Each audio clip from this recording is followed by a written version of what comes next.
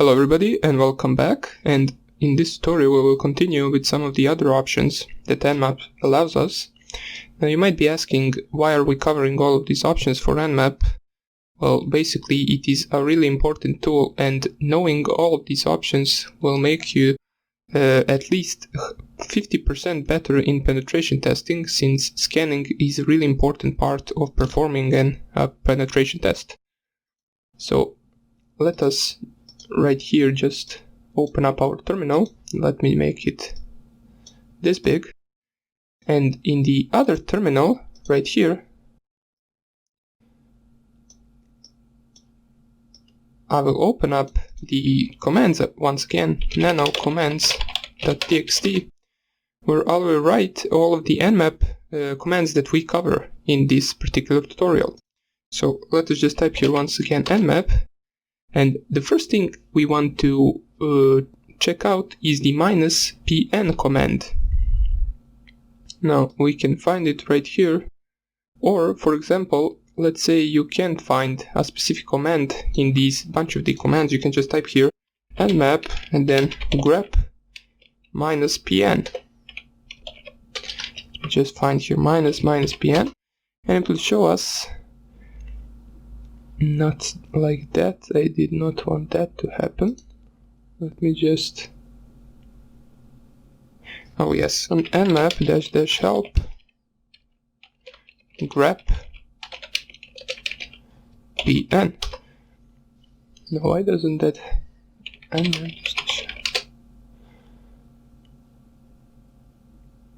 Yeah, never mind.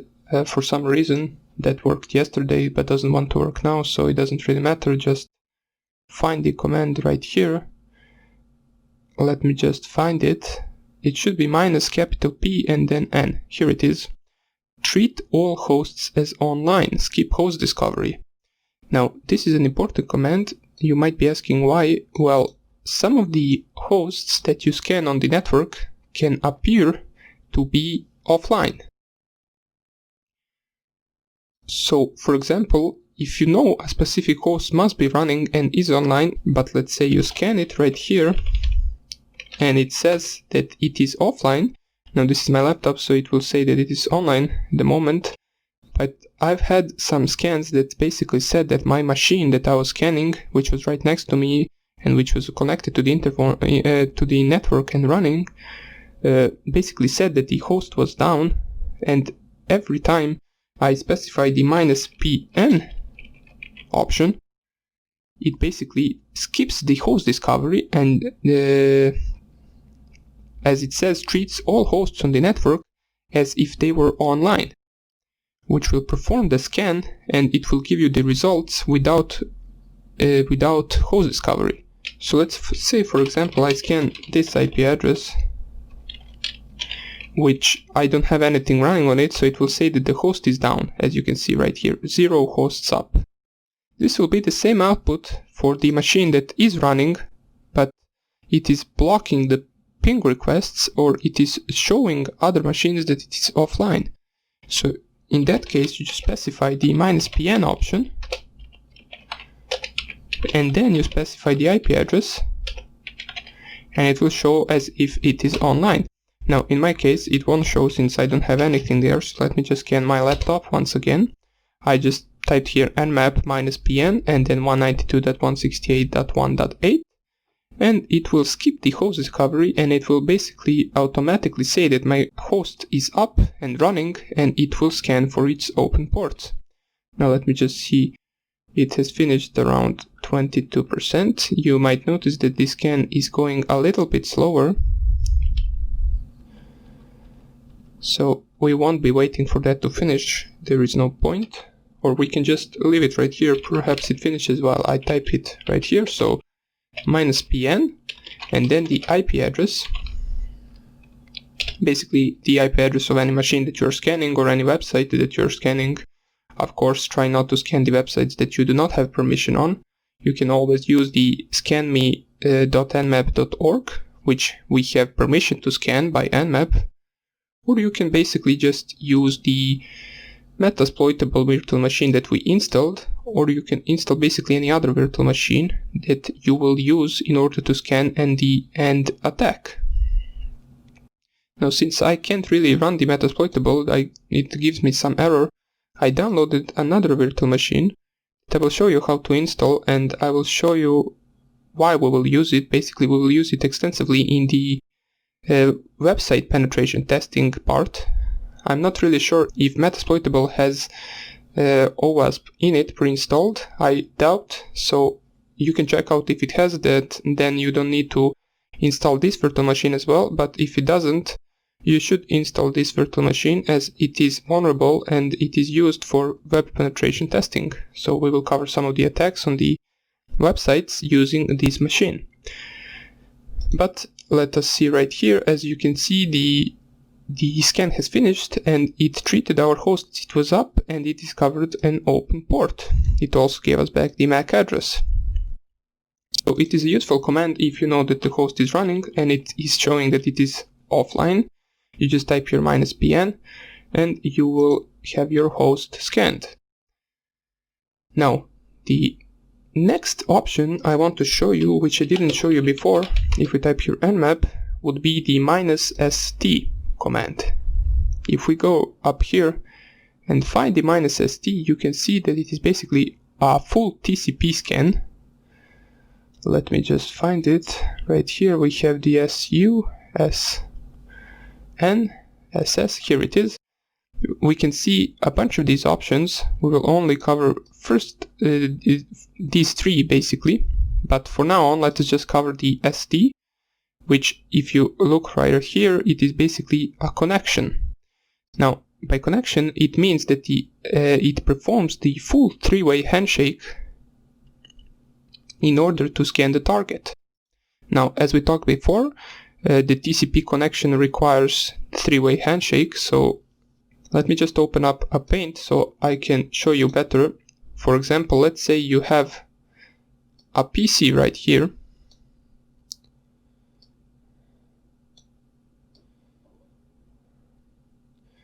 and you have another PC right here.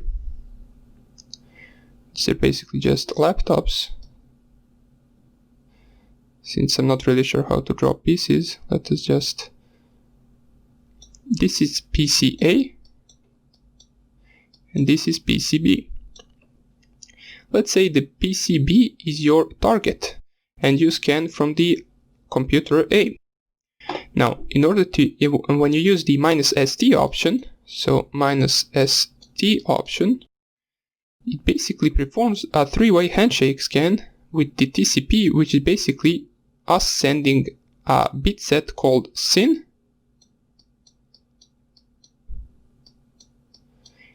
then the other machine is sending us the bit set called SYN-ACK, which is basically same as SYN.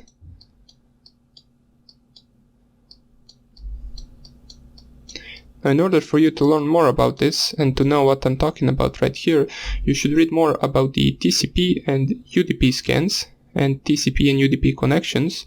I talked briefly about it in the previous tutorials, but you might need to know a little bit more in order to understand how these scans work.